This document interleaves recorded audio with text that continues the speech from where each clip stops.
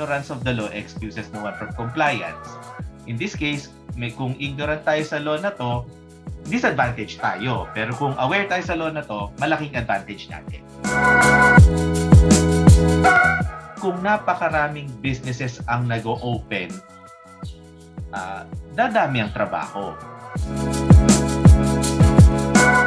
Ignorance is the most expensive lifestyle.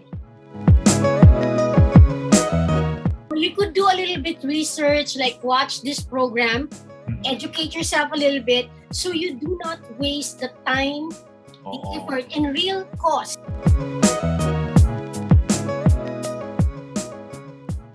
So hello, good afternoon everyone who's tuning in to ProsTalk. For those who are just tuning in and are wondering what is ProsTalk all about, ProsTalk po is the social and corporate responsibility of Buildy. Buildy po is a platform for anyone who builds. So it's essentially your one-stop shop for any of your building requirements, whether you are a builder, manufacturer, provider, merchant, or kayo po mismo yung naghahanap ng mga contractors for your own personal or professional projects. So today po, we have a very interesting topic. It's still related to construction because, when you construct, aside from all the permits, you will need to understand how taxes work. All right? And if you are a professional builder, contractor, or you're in construction, all the more reason that you need to listen in and tune in to this episode of ProsTalk because we will be talking to an expert, Mr. Anthony Peña. Hi, Anthony. Hi, thank you for having me here. Hello, good afternoon, sir. Good afternoon. Kasi po, ang Buildy po is for a lot of it are really business to business. And of course, individuals who are looking to build their homes and renovation projects. So yan po ang ating audience. So before we get started dun sa mga Q&A natin, Mr. Peña, sir, why don't you just introduce yourself to our viewers? Okay, sige. Okay, as mentioned by the host, ako si Anthony Peña. And by background, well, I'm a businessman by background. Marami akong micro, small, and medium businesses na hina-handle. And yung background ko naman, nung nag-aaral pa ako, I was a graduate of Electronics and Communications Engineering. So, medyo malayo yun sa taxes. Pero dahil sa businesses ko, I was compelled to learn about taxes kasi there are only two things certain in this life, di ba? Sabi nila, death and taxes. Right. Pero if I'm not mistaken, ang topic yata natin ngayon is tungkol sa ease of doing business. Correct, sir. So, related pa rin sila, bale. Kasi karamihan ng approach ko, ginagamit ko, kinukuha ko rin from the ease of doing business, bale. Which, kahit hindi masabing ng ibang tao na expert, marami naman ako naging mileage doon. Yun.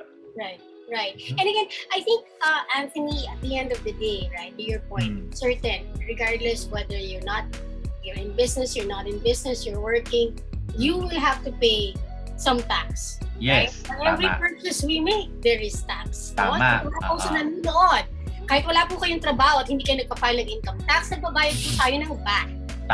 Tama si Ma'am Nat doon. Correct. So, sir, really quick lang po, can you just give our audience like a background? You're an engineer. Sir, ano pong institution po tayo nag-graduate, sir? Para po sa... I took my undergraduate in De La Salle University sa TAC. Degree program ko is, Electronics and Communications Engineering. Yes. So, yun naman. Alright. And then you became a tax consultant. Pwede ko ba natin tawagin tax consultant, sir? Yes. A lot of people refer to us as tax consultants. Pwede na rin, sige. I started in the consulting business in 2018. Okay. Alright. So I think that's a great background po, no? So for those who are watching, because again, ProsTalk po is a non-profit endeavor. Again, as I mentioned earlier, it's a social corporate responsibility of Buildy. We create an avenue for experts to actually convey to the public, educate the public, give them, in a way, free advice, right? Kasi typically po, pag nag-consult po tayo kay Mr. Anthony Peña, meron po yung mga minimum payments. Dito po, libre. Yes. So, let's ask all the questions that we can from Mr. Anthony Peña. So, sir, really quick, ano po ba yung konsepto na tinatawag yung Ease of Doing Business Act? Okay. The Ease of Doing Business Act of 2018, may pinagsimulan yan. Ang pinagsimulan yan, before 2018, ang tawag sa kanya is Anti-Red Tape Act. So, paano ba nagsimula yung Anti-Red Tape Act? Itong ikukwento ko sa inyo, chismis lang to. Don't quote me in this, Pero it makes sense, no?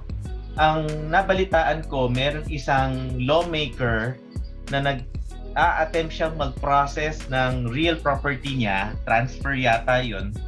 Tapos inabot siya ng months or even years sa pagpa-process. So siguro napuno siya, napikon siya.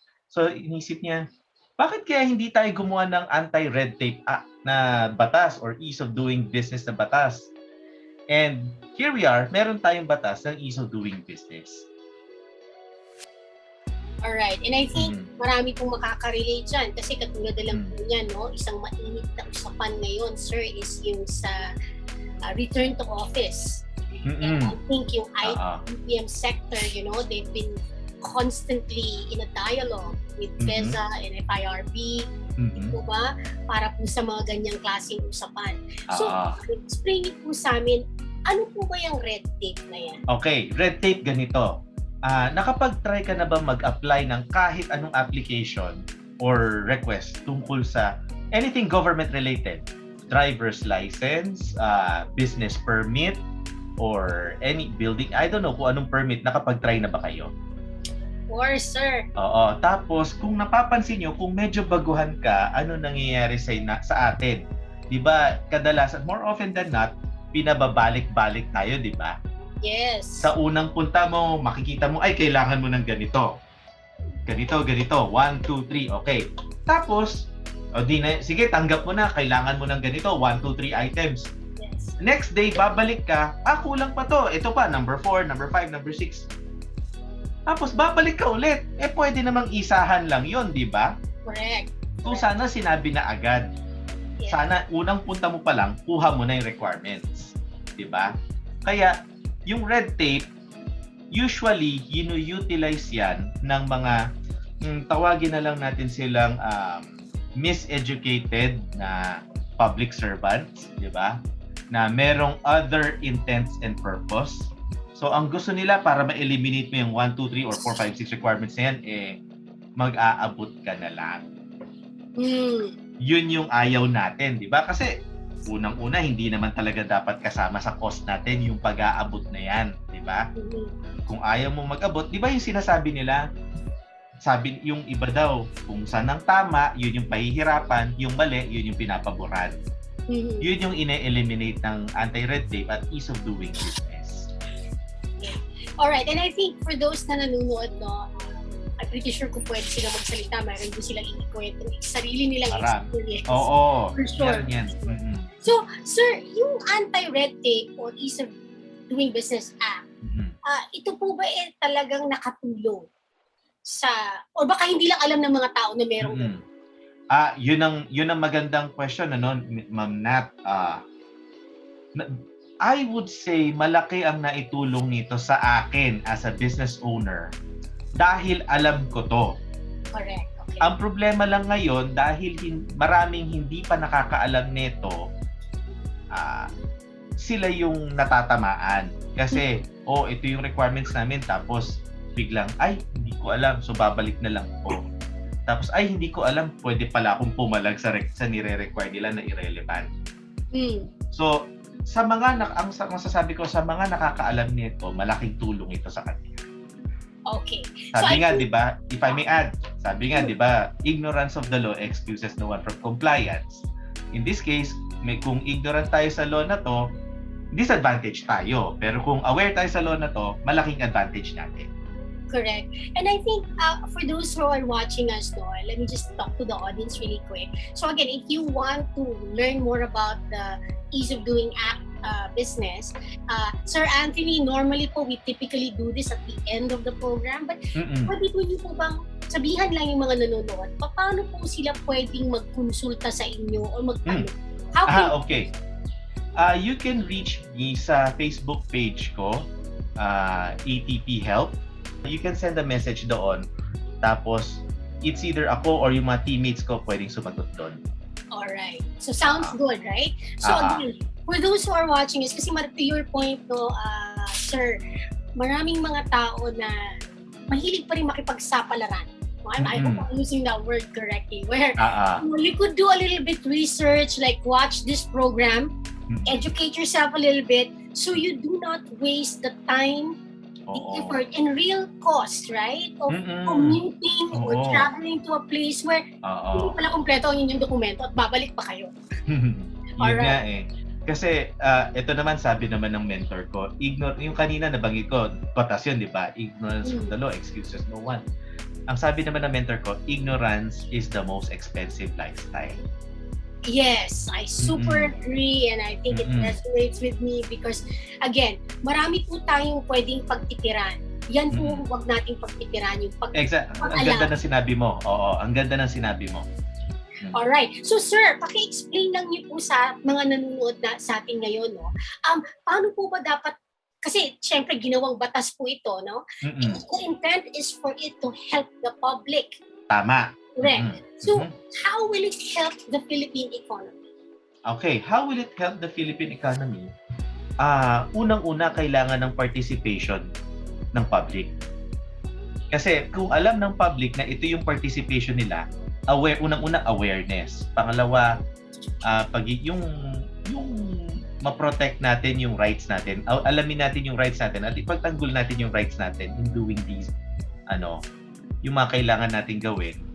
So, imagine mo kung napakaraming businesses ang nag-o-open, dadami ang trabaho, di ba?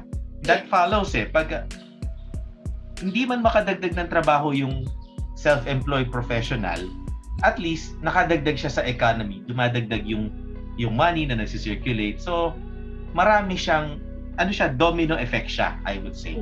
And let's face it, kung madali mag-business, may engganyo yung mga businessmen, di ba? Correct, sir. So, paki-explain niyo naman po yung konsepto na tinatawag na Citizens Charter.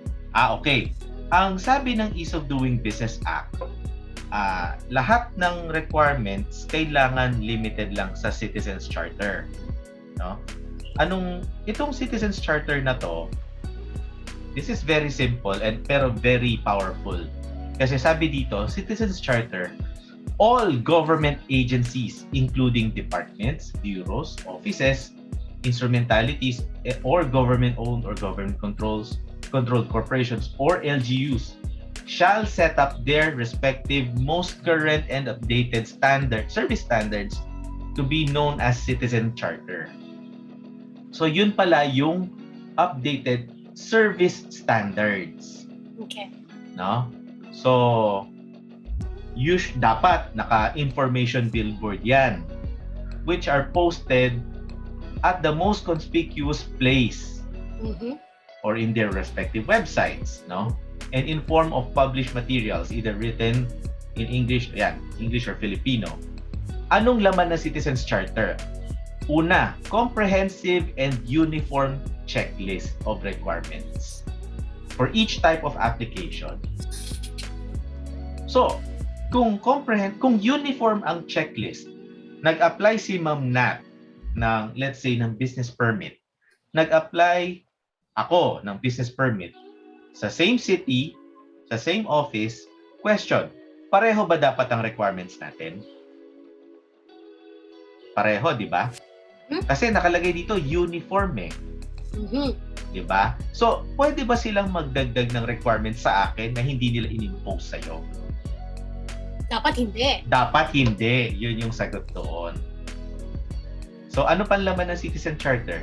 The procedure to obtain a particular service. Sino yung responsible for each step? Si counter ganyan ba? Si counter ganito ba? Si ganitong support section ba? And kung gaano katagal dapat yung process na yon. O sige, give and take. Hindi natin masasabing laging mabilis yan kasi we have to take into account yung pila, yung pag-accept, di ba? And kung ano yung documents na kailangan i-present by the applicant. And kung magkano yung mga dapat bayaran, dapat limited din yun sa Citizens Charter. And the procedure for filing complaints. Kung sino yung nag-handle yan. Yan yung laman ng Citizens Charter for each application process or request. Okay, boss. This is very helpful. So, kung halimbawa po yung nakikinig sa atin ngayon, gusto nilang malaman at mabasa to para sa kanila o siguro dahil this is a public document supposedly, dapat Yes, maganda yung sinabi mo, public document. Okay, continue. Kung sila pwedeng pumunta para makakuha ng kopya nitong document na ito? Okay, magandang question yan. Normally, no, ang Citizens Charter sa bawat office ay printed na ganun kakapal. Siyempre, hindi naman practical na, pwede ko ba pa-xerox yung Citizens Charter nyo? Di ba? I would strongly suggest and recommend contact yung involved na office tapos mag-request kayo ng soft copy ng Citizens Charter. Or at the very least, yung section na kakailanganin ninyo. Alright. In our experiences sa LGU at sa BIR, usually yung Citizens Charter downloadable sa website nila. Okay. So, again, this is very, very helpful. No? Even for me, sir, this is very helpful. I was not aware that there is a Citizens Charter. So now that I know, I will read because I think dito po, it actually states what you can expect as a citizen, right? That is needing a specific service from specific government. Okay? Tama. Okay. Marami pong salamat for this, no? Sir, I think we've been doing this ProsTalk now for a while. I think this is going to be a very, very useful document for people to have and to have read. Oo naman. Correct. To your point, no, disadvantages po pag hindi nyo alam itong document na ito. So, sir, another question po, no? Just from a trend and insight perspective, what do you think po is the how do you assess the business landscape in the Philippines right now? So what is your read on the market trends today? I believe hindi ako yung best person to ask tungkol sa pag-gauge ng market trends. Sa nakikita ko, number one, information is very helpful. Kasi gaya nga na sabi mo, ito, ngayon mo lang na-realize ito, ngayon mo lang na it's only now na ngayon mo lang na-learn ito. Siguro kung maraming magiging aware sa mga ganito, lalaki at lalaki ang economy ng Philippines. Correct. Tapos, yung market, darating ang market sa kahit anong business, provided sumusunod sa sa laws natin.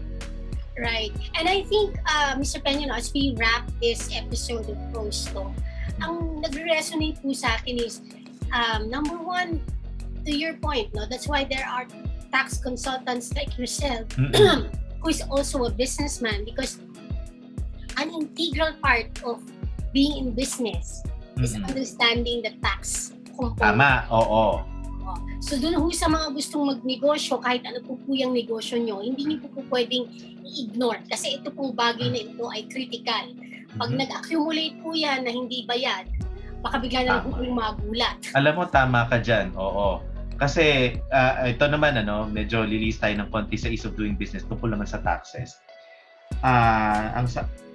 Masasabi natin, ang taong or ang business na may tax problem, hindi lang tax ang problem niyan. Ang underlying problem niyan ay leadership. Right. Correct. No, I super agree with that. That's fantastic. Yes, because at the end of the day po, lahat po nang nagninegosyo, small business po, sari-sari store, kailangan po nating aralin yung mga kailangan nating responsibilidad as a business operator. Yes, naman po dun sa mga nagko-consume, kailangan rin po natin maintindihan ang ating mga kasanakan. Oo, tama. Dahil yung nagbabayad. Mm-mm. So sir, again, I hope you can join us for the next episodes and perhaps we can talk a little bit about tax. But before we conclude po, sir, just one more time for those who are probably just tuning in, how do they get in touch with you, sir? Kasi yun po ang aming advocacy dito sa building, ProsTalk, is to encourage people na bago po kayo maglabas ng pera, lalo na yung mga hard-earned kasi gusto nyo mag-invest, ini-encourage namin sila kumonsulta sa professional. Kasi maraming Pilipino, di ba, ang thinking, naku, gagastos pa akong di na. Alam mo, ma'am, tama ka dyan, ano? Kasi, yung iba, ito, example lang, ano, reduction of penalties. Yung iba, nape-penalize sila ng 20 or 50,000. Tapos, nung nakausap kami, ay, 1,000 lang pala penalty nila. Oo. Syempre, hindi mo naman masisi yung agent ng collecting agency ngayon, ng government. Syempre, naghahabol din sila ng quota nila. Correct. Diba? So, yun nga, gaya nga nasabi ko kanina, ignorance is the most expensive lifestyle. And minsan, sa kakatipid natin, wag naman sana, lalo tayo napapagastos. Correct. Oo. Exactly. And that resonates for a lot of people, lalo na sa business po sa construction, di po ba? Hala, mag-i-invest na. Hindi, kung tumawag ka na lang ng karpentero dyan or whatever, construct, wala palang permit.